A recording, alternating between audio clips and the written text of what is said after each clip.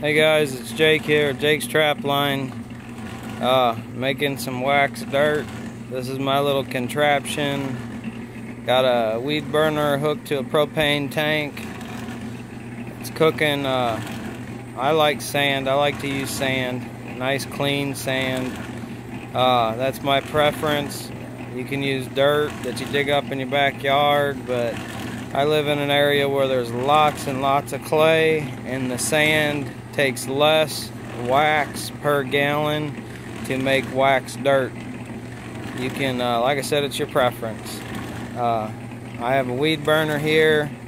I just got it hooked up to a little T-stake I have with a pair of vice grips. I got the flame blowing on the drum. And you guys, this is trial and error if you do this. You don't want your drum to get too hot. That's why I use a thermal thermometer here. I want my outside of my drum around 200 degrees. If you get too hot, then you're gonna cook the paint that's on the drum, and the paint's gonna leave a smell. That smell's gonna get into your dirt, and it's no good. So I've learned my lesson. I keep the heat down to a minimum. Right now I'm drying the dirt, and I'm keeping it at about 200 degrees on the drum, and I put aluminum foil on the face of the drum to contain the heat. But you also got to remember, the dirt or the sand is going to be wet, so it's going to have moisture.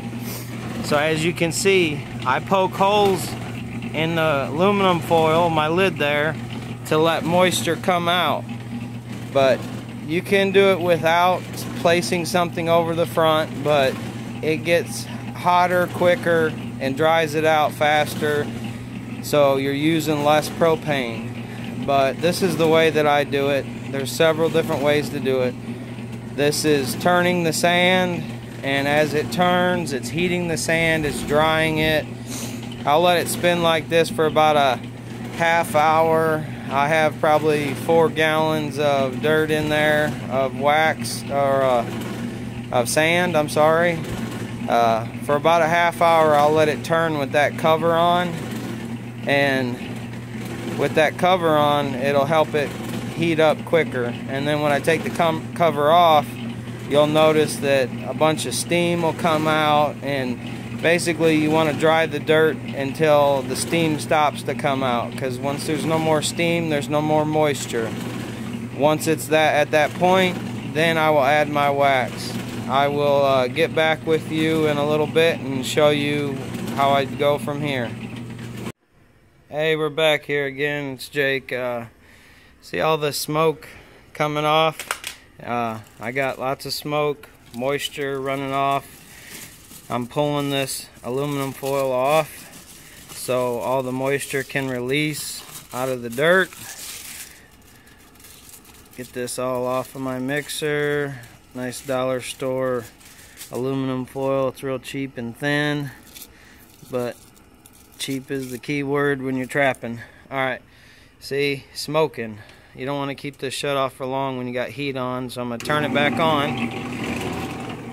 Now that sand is good and hot, I'm going to let it keep turning, and within the next 15 minutes I should stop seeing the smoke coming off, and it should just look like really clean and dry sand pouring. It's like pouring sugar out of a jar. Just a nice stream you'll see in your mixers in the inside once all the moisture is out of it. But you have to get all the moisture out of your dirt before you can make wax dirt. So most of y'all know how to make wax dirt, and there's a lot of videos on YouTube, though there's a few on how to make it. You can make it solarly, you know, out in the summertime, but during the summer I work a lot and I don't have the time to play around with it, so I make it with forced heat. In the wintertime, I made 4 buckets of this wax dirt right before season, and I'm out of it. Got another 25 days or so of season left, so I am going to make 2 more batches. Hopefully it'll be enough to get me through season. Yeah, I wish you could see in there, but see all that steam coming off? That's what you want to see. You want to get all that steam. That steam is the moisture that's inside of that dirt. Get all the steam out of there, and once the steam stops, like I told you, you'll see just dust coming out of your mixer. You don't have to have a mixer to make wax dirt. You can. I used to always make it in a roasting pan on top of a turkey cooker burner, and I bought one of them cheap drywall mixers. Put it on my drill, and I would heat the sand, but I could only do about a gallon at a time, and it's kind of a pain in the butt. And you just mix it, heat the dirt, and mix it with that cheap drywall mud mixer you get from the hardware store, and it works. Basically, like I said, all you got to do is dry the dirt. Once the dirt is dry, you'll see it. It'll look really nice and clean, and it'll run real easy. Then you add your wax to it. But we're gonna let this run for another 15 minutes or so to make sure all the moisture's out and the smoke stops, and I will get back with you. I'm kind of multitasking today. I'm making wax dirt, and I'm also finishing hides, trying to get caught up. I took a little time off for the holidays. Got a bunch of coyotes drying right now, and finishing some coon. I'm only keeping the big coon this year because of fur prices. If they're not at least a 1X and above, they ain't worth it. So I kept a few nice ones this year. But here's a bunch of yotes that I got working right now. Everything else is frozen in the freezer because it's been so warm this year. This is the first year I've ever had to freeze finished hides, and I don't want them to over dry. I know a lot of new trappers, they really don't know that a hide can actually over dry, and if it gets over dried, then it's basically garbage at the auction, because trapper dried is when there's still moisture in the hide. I mean, it's dry, but there's still life to it. But if you over dry it, it'll just be so brittle, and it'll never absorb moisture again. And when they buy the pelts and then they take it to a tannery or whatever, they soak the pelts in a solution that softens them back up and brings them back to life. And if they're over dried, then they're worth nothing because they can never be tanned. So I'll get back with you here in a little bit. I'm going to finish some hides while that sand's turning, and I'll show you how I finish making wax dirt. Hey guys, it's Jake here. Our dirt is ready to add the wax to the dirt. The dirt is, as you can see, the dirt is flowing nice and clean. It's not wet and lumpy. It's dry. There's no more steam coming off the dirt. It's just nice, clean, dry sand. And remember, once you add the wax to your dirt, wax will absorb any smell that it's around. So you want to be wearing some good latex gloves or nitrile gloves.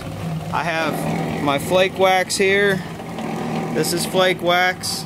I buy it in bulk in the big 50-pound bag from F&T Fur Harvesters.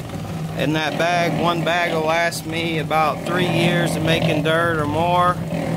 I just wanted to show y'all how I do this. There's several different ways, but as you can see, that dirt is dry. The sand is dry. You can do this with any kind of dirt you want. I mean, you can't do it with clay, but the reason I use sand takes less wax to wax wax dirt. Okay, you're gonna see a reaction once I start throwing the wax in.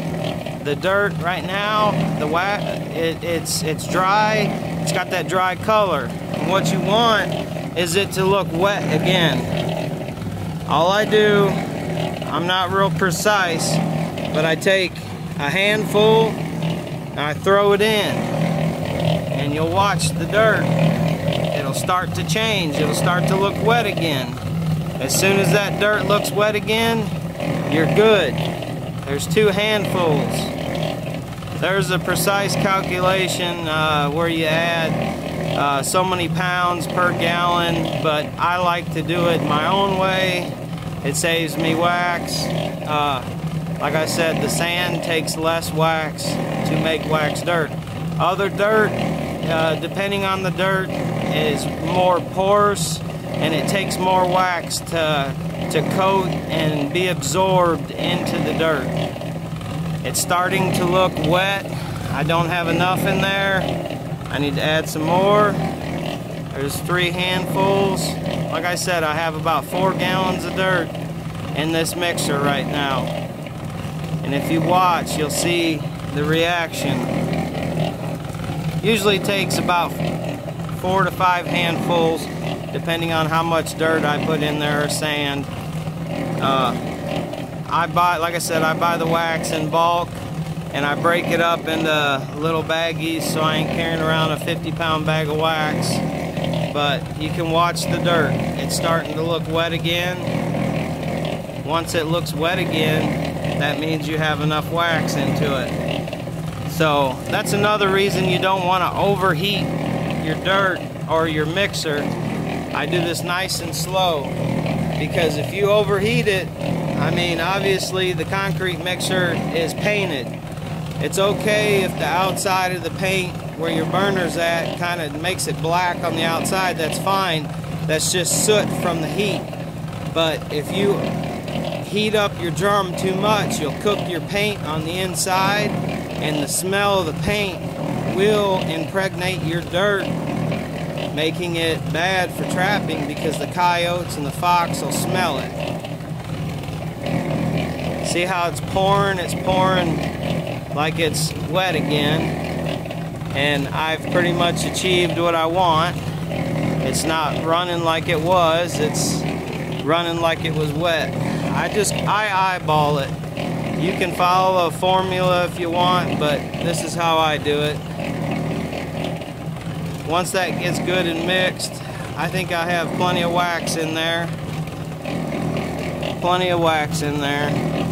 It's nice and wet looking again, but I'm gonna let it mix up nice and good for a few minutes. I'm gonna go ahead and I'm gonna shut off the heat. I don't need no more heat. That sand is good and hot. So I'm gonna turn my burner off. Okay, my heat's off, and all I'm doing is the dirt is mixing with that wax. Right over here I got a tarp standing by ready. Once this dirt is mixed in good with the wax, I'm gonna dump the dirt out onto this tarp. I'm gonna lay it nice and thin, and I'm gonna let it cool. As it cools, I'm gonna take my rake and I'm gonna keep moving the dirt. You want it to cool, and you want it to, it'll clump up if you just throw it into a pile, so you got to keep working it. And if you leave it in the mixer too long, as it cools, it'll stick to the mixer. So I dump it out onto the tarp, and then once it's cooled and I've mixed it enough to where it's cool below room temperature, I will put it in my bucket, and then I'll go from there. Once it's in the bucket, you got to have buckets with snap lids. I got my buckets right there ready to go. They will keep it scent free. You know, you don't want to go through all this work and contaminate your dirt. If you contaminate your dirt, then you contaminate your set. So I hope this video helped you out. Rate, subscribe, God bless. Hey guys, Jake here again. This is what I'm talking about. You gotta lay your dirt out. You gotta keep working it and moving it as it cools. See how it kind of clumps up? That's what you want to avoid. The more you move it around, the more it cools, the better off it'll be. This is the hard part about making wax dirt. This is the part I hate. You gotta sit here and you gotta babysit it and you gotta move it around and let it cool, so that way it doesn't clump up into big chunks. If it's just big chunks, then it's no good. You want it to be nice, loose dirt, and it'll, even after it cools, it'll have a tendency to clump up just from the wax, but you'll be able to break them clumps up with your hand. This is what I do, is I sit here and I just rake it nice and thin on my tarp. I've already got another batch going, and once it's cooled down, I'll check the temperature of it and make sure it's below 60 degrees. Once the sand is below 60 degrees, it's okay to put in the bucket. It will not dry up in a big clump no more. But the key is just to keep working it as it cools. And remember, don't go through all this work and contaminate it, get it smelling like something foreign, and then it does nothing but hurt you. You want this wax dirt to help you on your sets and be freeze proof. That's the whole point of it. Freeze proofing the set. It can rain, it can snow, it doesn't matter. Your set will still fire with this on your trap. Alright guys, I think you guys got the point. I'm gonna keep chucking along here and making sure this cools down properly. Alright, rate, subscribe, God bless.